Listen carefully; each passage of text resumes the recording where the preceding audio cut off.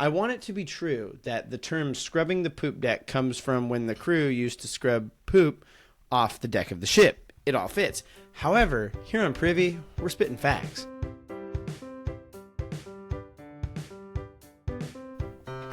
Bro, my wig. My wig.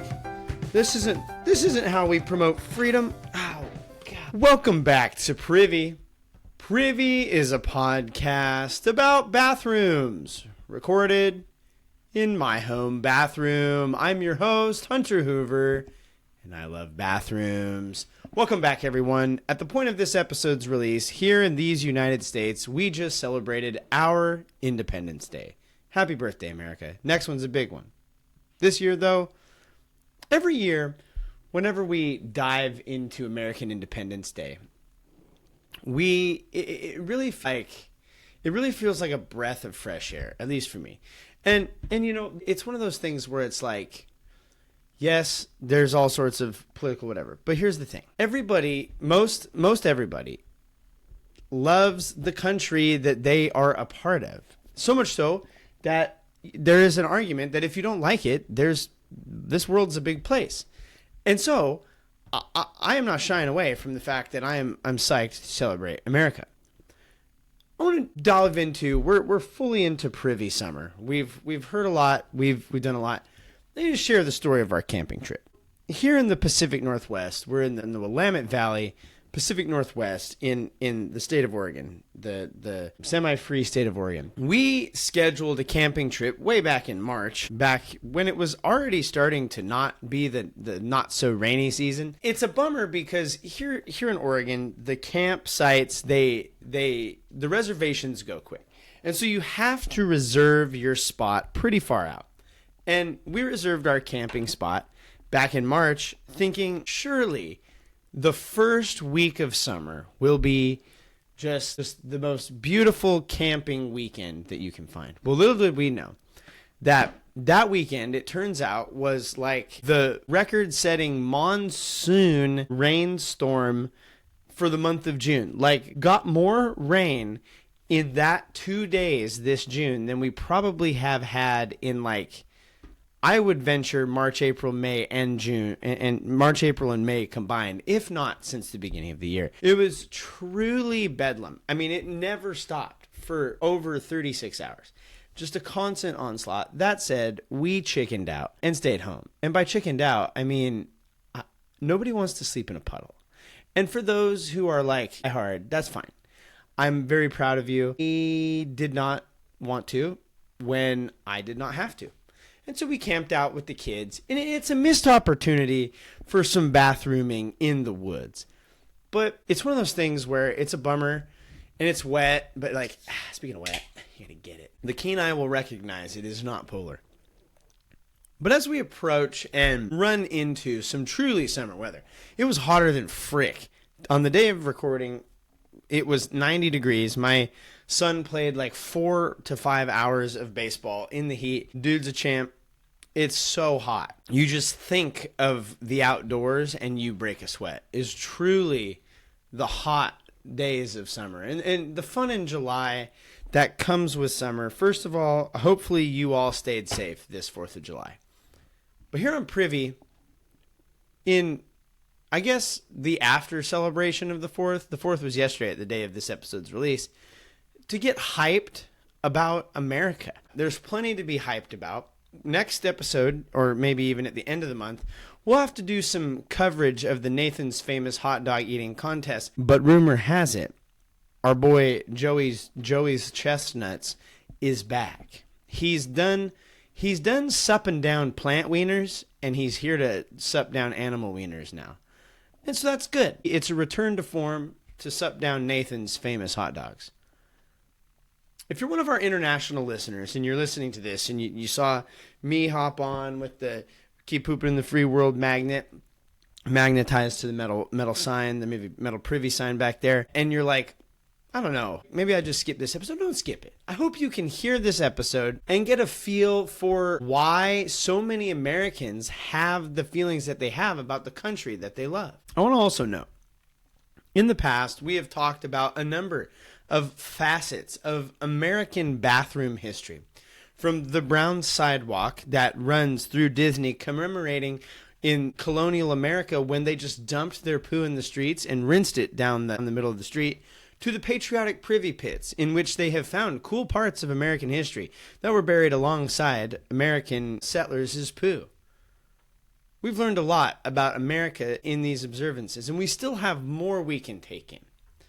And so, this year on Privy, in celebration for our 4th of July, and this week in our episode, we're going to take a deep dive specifically into naval vessels, sea travel, and what sailors did to poo when they were at sea, as we look at a part of American history that I think sometimes gets forgotten. First, to not draw a straight line, there have been ships as far back as ancient Egypt, ancient Greece, Roman cultures, and Chinese. These were generally small, somewhat rudimentary. I mean, they weren't rudimentary for their time, but like considering where ships are headed in the technology, they were pretty rudimentary. And they weren't always the most efficient in their navigation, primarily relying on oars and, in time, rudders, and in later time, sails as the means for propulsion and navigation. Even the Vikings often traveled by what were in many ways considered, quote, smaller vessels. You can see this in the historically accurate How to Train Your Dragon.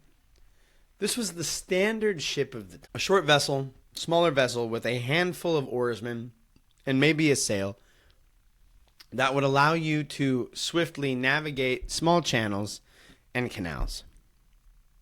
However, that was until the age of exploration in the 15th through 17th centuries. The spark of exploration was lit by two primary causes: trade and a desire to spread European and other cultural values throughout the world.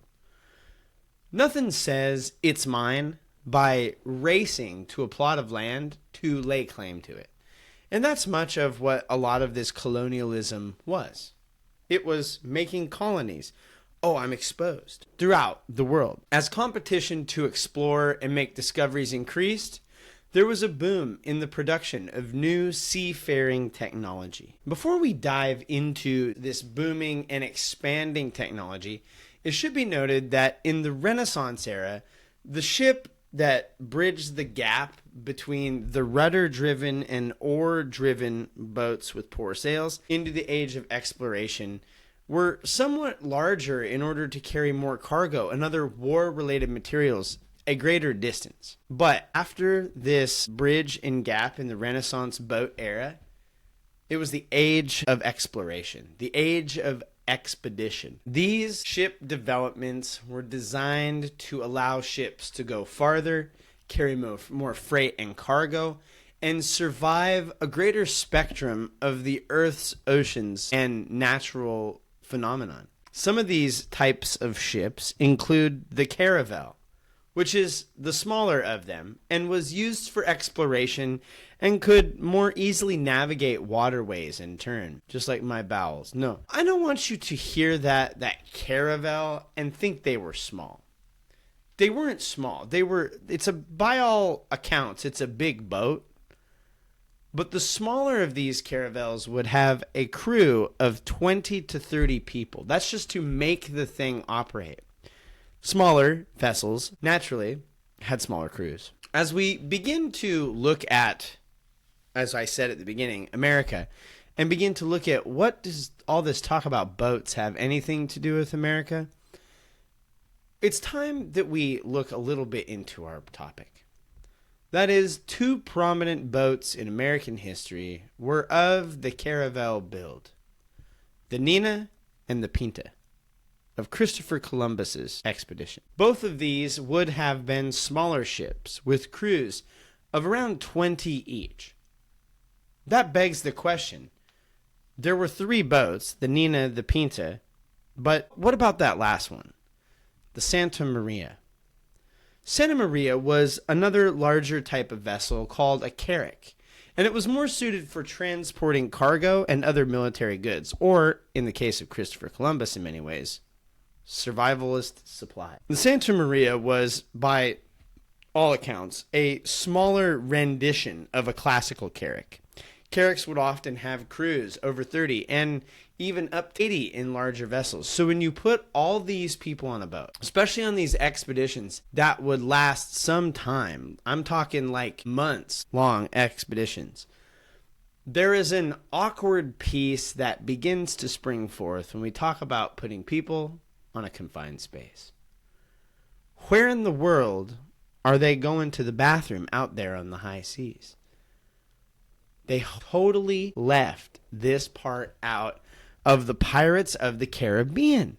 This is missed bathroom opportunity, but it shies away from the universal truth that everybody poops. And when you are sailing the high seas, turns out you had a number of really good options to go to the bathroom. I should note, when I say you had a number of really good options, what I really mean is you had options, most of which were less than desired, but they were options.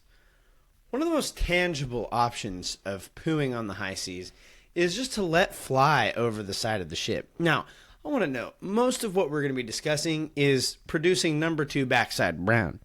Front side willy spray, not a big problem. I mean, you can kind of just let fly wherever you need be. But this over the side of the boat, listen, while it might seem like a good idea, just hang beef over the side of the boat and plop, plop, plop, plop right into the ocean.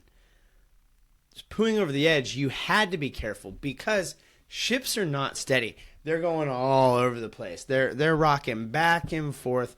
And there's nothing more embarrassing, I imagine, as a crewmate on a ship if you are tossed overboard, falling into the ocean with your dungarees at your ankles because you tried to sling beef over the side.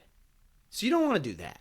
Like, it's highly not recommended that you just expose ham and let fly over the side of the boat. But it turns out another option would be to just go to the bathroom right up in the exposed open air on the deck of the ship. This would then be rinsed away by crewmen when they would have to clean the ship. Now, as bad as what I just said makes you want to believe that that is the term or the place where we get the term scrubbing the poop deck, I'm sad to say it is not. Now, I want that to be true. I want it to be true that the term scrubbing the poop deck comes from when the crew used to scrub poop off the deck of the ship. It all fits. However, here on Privy, we're spitting facts. And that's not the history of that term. The poop deck was actually closer to the stern of the ship and would often be where the captain would be. Scrubbing it is where you clean the captain's quarters. Cleaning the captain's quarters. Is that what kids are calling these? Yeah, no, Mom. Little Dougie and I are going to go clean the captain's quarters at the school parking lot. We're going to go clean the captain's quarters in the Walmart parking lot. You know what I'm saying? But often on these type of ships, the poo, when it is rinsed through, the poo and other junk on the deck of a ship, but we washed off the side. But some of that water and poo slurry and other stuff would drip down through the cracks in the wood to below deck. Often on these type ships, these carracks and caravels, this is where cargo was carried. And so your Amazon packages are soaked in poo slurry. In some cases, if a bucket or other vessel could be spared, they'd use that as kind of a pirate's life for me privy pot. Do the business into it and then toss it overboard. It might not need to be said, but the high seas was not a place for cleanliness. And we haven't even addressed those on the boats who would get seasick. This was a common thing. And some of these expedition vessels had numerous accounts of seasickness. And on the ones that had larger crews, or that would be intended for transporting passengers, they would have a section of the ship that is dedicated to bathrooming. In the worst cases, this was a wood-like grate that opened up to the high seas from the opening, and you would do your business straight through the openings. These, quote, toilets were very public. Ladies, if you're listening, thank you. You are a minority here for reasons that I don't understand. But I want to let you know that sometimes in men's bathrooms, there are these urinals that provide no privacy and are essentially a trough that you all can walk up and pee into. And when you do this, you are essentially exposing yourself to every guy who is also there using the pee trough at the same time. I don't know who invented this idea, but truly, you just like wiener expose at the pee trough. Not the best path forward. But that's what this type of on-ship bathrooming grate is essentially putting into play. You are, if you're going to use it, you're going to be kind of like staring at Mrs. Doubtfire and Nether's 4.7 over across and being like, yo, you two, that porridge is rough out here, not to be desired. Other better bathroom situations on a boat take place in part of a ship called the head. It's called the head because it's at the head of the ship, the front, if you will. Often, this would be a wood board with a hole cut in it, or in the most fancy of high seas situation, would even have a seat in the head of the ship that opens up to exposed open seawater below. Those who were hitting the head dropped anchor into the ocean, if you will. But it gave you a little more comfort than the exposed crap grate we noted earlier. Often the captain would have his own bathroom in a place called the poop house. You scrub the poop deck, he has a poop house. With all these things in mind, and these various bathroom situations in the back of our brain, there's a couple of awkward things we need to talk about. And we talk about the sailors who came to America. The first is toilet paper hadn't really been invented. Or at least what toilet paper was being used was rudimentary and not very effective. It definitely wouldn't be found on the high seas on Captain Yak Scarrow's big old black pirate ship. Why'd it have to be so big? And they were less prone to tossing things in the sea if they were using anything. So to wipe, when they were using bits of cloth or torn clothes, or sometimes some cloth or something soaked in vinegar for disinfecting. This would often be shared, replacing and re-rinsing it in the vinegar between uses. I can't imagine a vinegar-soaked anything is particularly enjoyable on your hole. The people on the internet. So recently I made a comment about in the summer sweat to take a deodorant stick and yoink it through the butt crack. I do not do this. I'm saying it's an option. If you got such nasty swamp stank that you can't simply tolerate it. And apparently there is a slice of the internet that their butt crack is so tender that like regular grade deodorant is too tender for their brown starfish. They ain't seen nothing compared to 15 and 16 pirates and explorers. These dudes had chapped bees for sure. I saw a bloke walking down the street today full sully.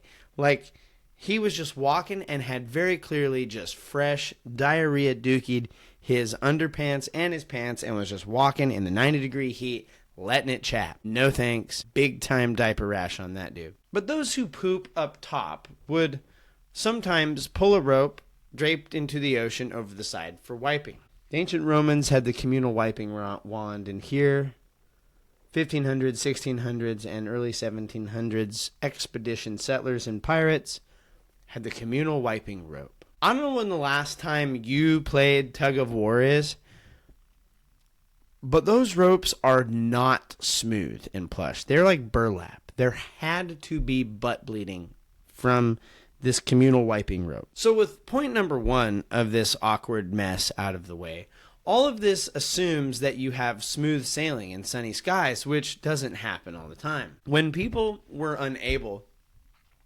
to be on the deck of the ship and move about freely due to their safety during the storms and poor conditions on the seas, they would be put in steerage or below deck and unable to go up top for safety reasons. This could go on for some times as the chop and the throw of the high seas renders the boat in peril. Locked below deck, locked in storage, stowed away, you've got to establish a turd corner. Pray for calm water so you can get out of there. Nothing like being locked below deck of a ship, no lights, no windows for a few days, sometimes while people are pooing wherever they can. It's a grim look, not to mention the vomit. And so, with that said, I want you to take all the data about these ships that we are going to now turn and apply some of those things that we've learned about to boats which came to America. First, should be noted, the Nina, the Pinta, and the Santa Maria, which brought the first Europeans to the Americas, were expedition ships designed for housing large crews. But about 130 years after Christopher Columbus's fleet hit American soil, another ship would set sail with similar conditions, but a different build, resulting in a much more grim journey. The boat is the Mayflower. The story of the Mayflower is one in which we can learn a lot about the gaze of history, and are reminded that so many details which are mundane in the moment are later desired by dweebish bathroom podcast history enthusiasts. Like, those people would like those details. We don't know a lot about the construction of the Mayflower. Some say it was built in Harwich, England, and purchased shortly after by Christopher Jones in 1608. However, when the ship was commissioned and they planned to set sail from Southampton, England in August 1820, the Mayflower was going to have a companion vessel, the Speedwell, that would journey with it on their transatlantic voyage. This was customary at the time, to sail multiple expedition and ships to cut down from attacks on pirates as a backup, and ran safety measures needed to be employed. The Speedwell had some performance issues, been there buddy, and was forced back to port twice before they eventually called it.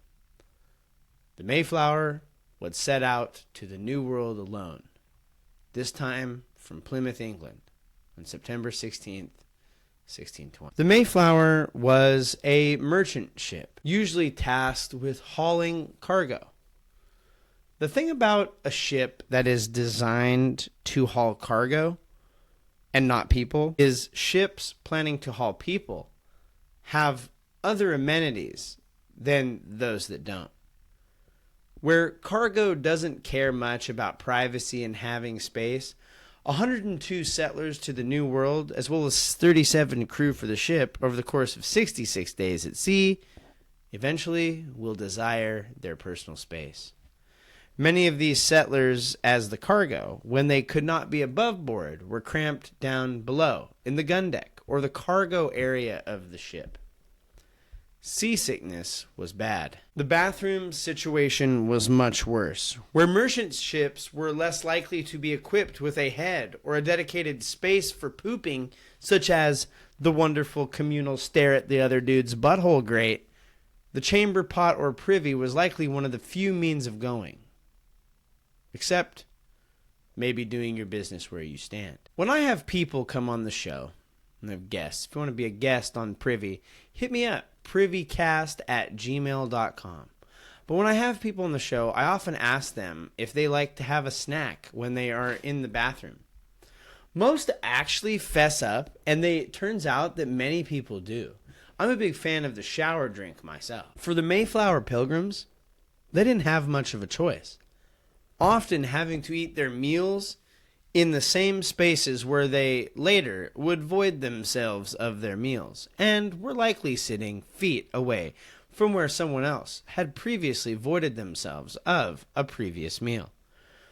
Many of these settlers had the clothes on their backs, or maybe a handful of garments to change into, which is a tough look when you have 66 days to wear these clothes. Some historians estimate that below deck, these 102 passengers had an area that was 58 by 24 feet to occupy. This averaged out to about 13 square feet per person, or less than a 4-foot square per person in this area. The crew would let them above board, but on the whole, the high seas were too worrisome, and this crew spent much of the 66-day journey locked below deck, confined to the space below.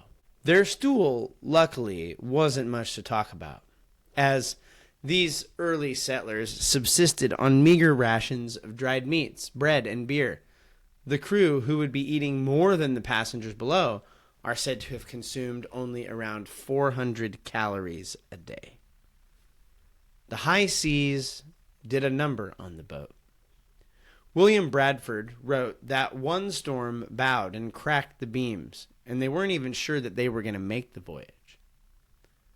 Though the conditions were less than hygienic, and in many ways only one person died on the voyage of illness, despite another being thrown overboard, but swimming and climbing back up. As I mentioned before, the bathroom situation on these ships, and particularly the Mayflower, would have been bad.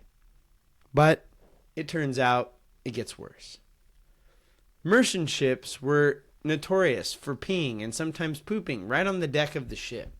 This would be rinsed down via rain and ocean water into the cargo space below deck.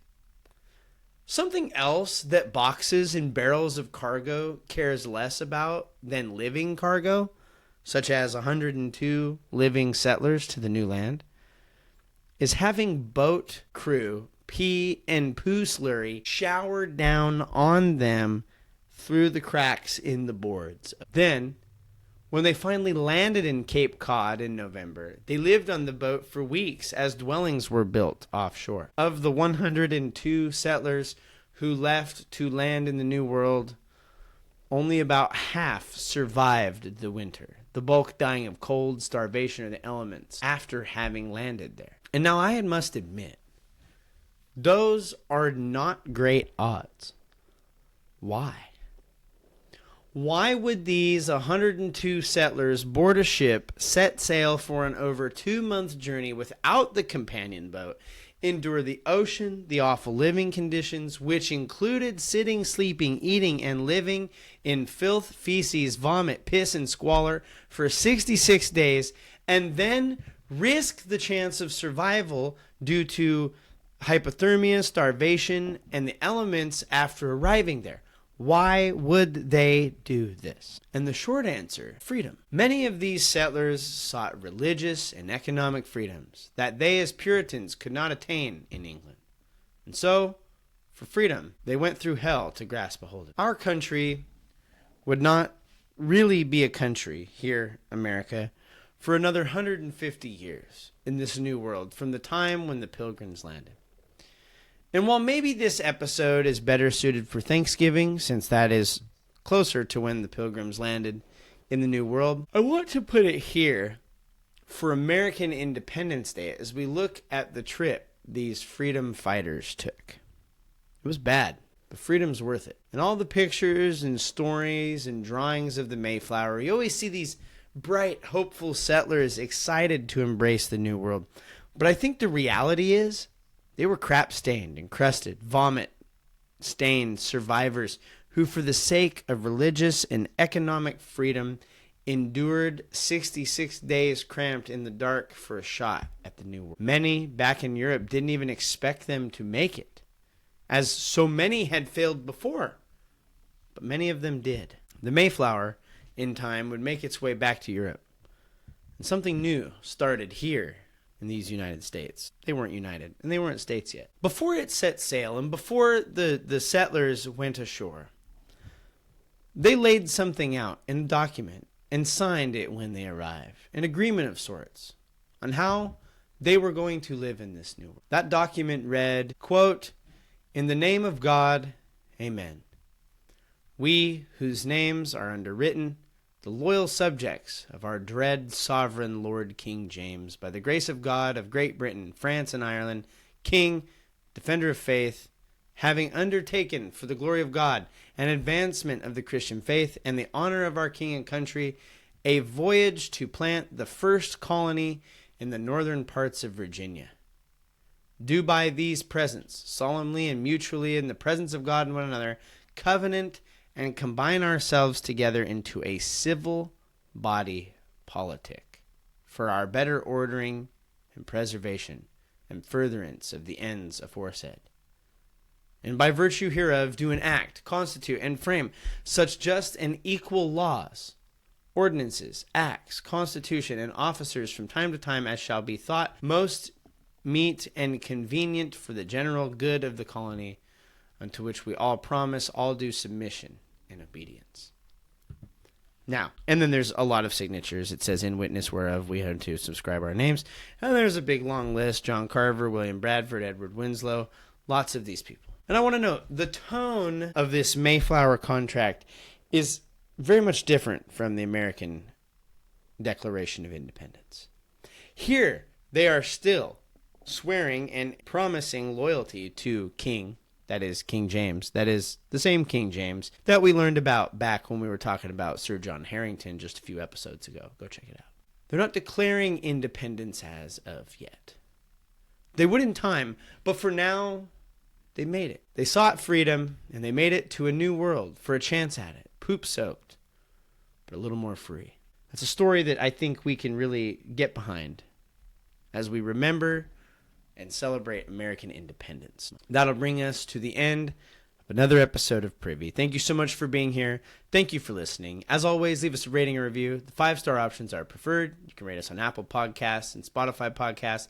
It's the easiest place to do it. And for every rating and review you leave, we will donate $1 to Wounded Warriors and Living Water International as a reminder to keep pooping in the free world. This free world was not always free.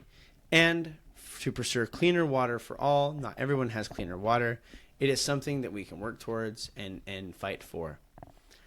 Follow us on social media. We're at Privycast. Leave us an email, privycast@gmail.com. Check us out online, privy-cast.com. We're working on all sorts of stuff out there.